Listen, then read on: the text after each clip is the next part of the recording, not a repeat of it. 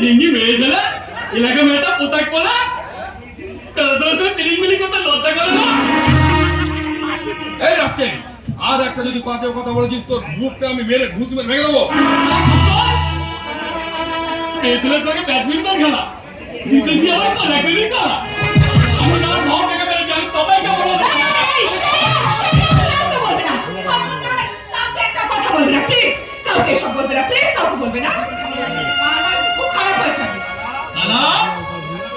ভালো খারাপে তুমি কি বলো মেন্টার তাহলে বলো তো তোমার এই পোশাকটা ভালো নাকি ওই যে মেয়েটা কাকে কোলতে নিয়ে থাড়ি বলে ওই যে যাত্রী ওর পোশাকটা ভালো শ্যামলা গায়ে কাজলা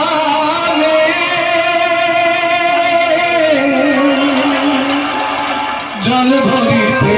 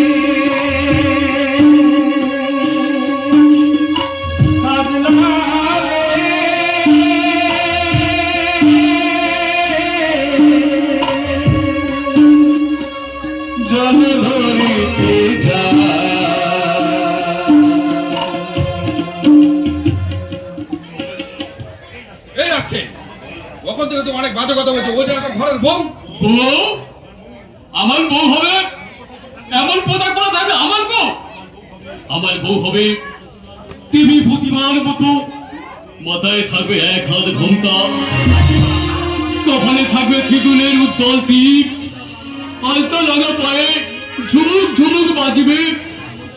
তোমার মতো এমন হিন্দু মেয়েগুলো হবে কেন গো? অনেক অত্যন্ত আমি সহ্য করেছি, কিন্তু আর নয়। কাঞ্চন, তুমি একটা বলে দাও, ওর মতো একটা ইডিয়েট বাদনের কলের কখনো মুক্তর মর্ম বুঝতে পারবে না। তাছাড়া কনভেন্টে পড়াই দেবী রায় এইসব মূর্খ আমার বাবার কথায় কোনো গুরুত্বই দেয় না।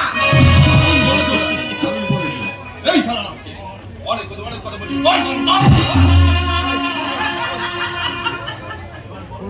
এবার বলো আজকে কোনটা ভালো, তোমার জ্ঞানের লেকচার না জ্ঞানের পুরস্কারটা? তোমার বউ হবে নাকি একটা দেবী প্রতিমার মতো? তাহলে তুমি শুনে রাখো, আমার বর তোমার মতো হামা গোমা হবে না, আমার বর হবে কার্তিকের মতো একটা জেন্টলম্যান।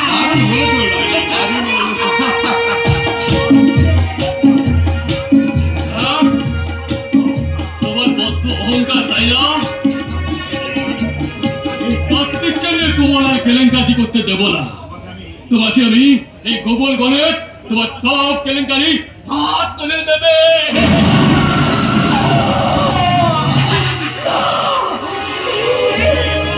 তুমি কি করবে? তুমি কি করবে? এই আজকে এত বড় স্পর্ধা, তুই কিনা আমার মনে সম্মান নিয়ে ছিনিমিনি গেলি। ওটা বলেছেন স্যার। সে তো দেবই, তার আগেও কি আমি নিজের হাতে উচিত শিক্ষা দেবো? কিন্তু আমার কি হবে দাদামণি?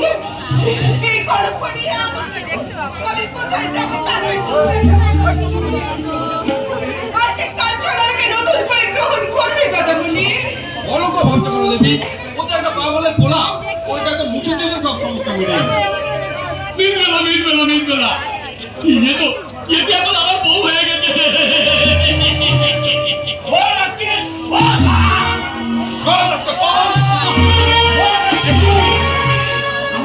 কি করছেন? এভাবে ছেলেটাকে মারছেন কেন? কি করেছে ও? আপনার ওই খেপা ছেলে আমার বোনে স্মৃতিতে রক্তে সিঁদুর পরিয়ে আমার বংশের মুখে কালি মাখিয়ে দিয়েছে। ছি ছি ছি ছি, এই তুই কি করেছিস? তুই শুধু এই মেয়েটার অসম্মান করিস নি, তুই আমার এই উঁচু মাথাটা একদম নত করে নিয়েছিস। বল বল হতো বাবা, কেন তুই মেরে করেছিস? বল বল বল।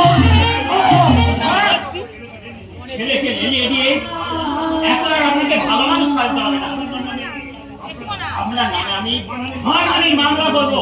ঠিক বলছেন স্যার, এই বাপ ছেলে চুক্তি করেই এই কাণ্ডটা ঘটিয়েছে। ভাষা সংযত করে দেব। এত নোংরা প্রবৃত্তি মন এই পূর্ণ মাত্রার নয়। শুনে বল, আমি তোমার একটা বাস্তব বোধহীন হাবাগোবা ছেলে খেয়ালের বসে যে অন্যায়টা করে ফেলেছে, সেটা কি তুমি দুর্ঘটনা বলে মেনে নিতে পারো? দুর্ঘটনা? হ্যাঁ, দুর্ঘটনা। জীবনে চলার পথে আমরা তো বহু সমস্যার সম্মুখীন হই। কিছু কিছু সমস্যার সমাধান করতে পারি না বলে আমরা কিছু কিছু সমস্যা এড়িয়ে চলি। আজকের এই ঘটনাটাকে, তুমি ছোট্ট ঘটনাকে তুমি এড়িয়ে যেতে পারো না মা? আপনার ওই জ্ঞানের লেকচার আপনি বন্ধ করুন মাস্টার। তোমার ছেলে যে অন্যায় করেছে তার শাস্তি তাকে পেতেই হবে। তবে মেনে 105 চাবুক মারতে হবে দাদা। ক্ষত চিহ্ন দিয়ে যত রক্ত বইছে, সেই রক্তের বিনিময়ে তোমার মনের সমস্ত কালিমা ধুয়ে যাবে তো মা? ওই 100 ক্ষত চিহ্নের মাঝে ও যে ডুবলে ডুবলে প্রতিশোধের আনন্দে তুমি ততটা প্রাণ তুলে হাসতে পারবে তোমার? তাহলে পারো নিজের হাতে তুমি চাবুকের আঘাত দিয়ে ওর শরীর থেকে রক্ত ঝরিয়ে নিয়ে তোমার মনের সমস্ত কালিমা তুমি ধুয়ে নাও মা। আর তুই আমাকে বাবা বলে ডাকবি না। শুনুন আপনাদের এই শাস্ত্রের প্রশ্নের মাঝে এই হত্যবাদা যদি মরে যায়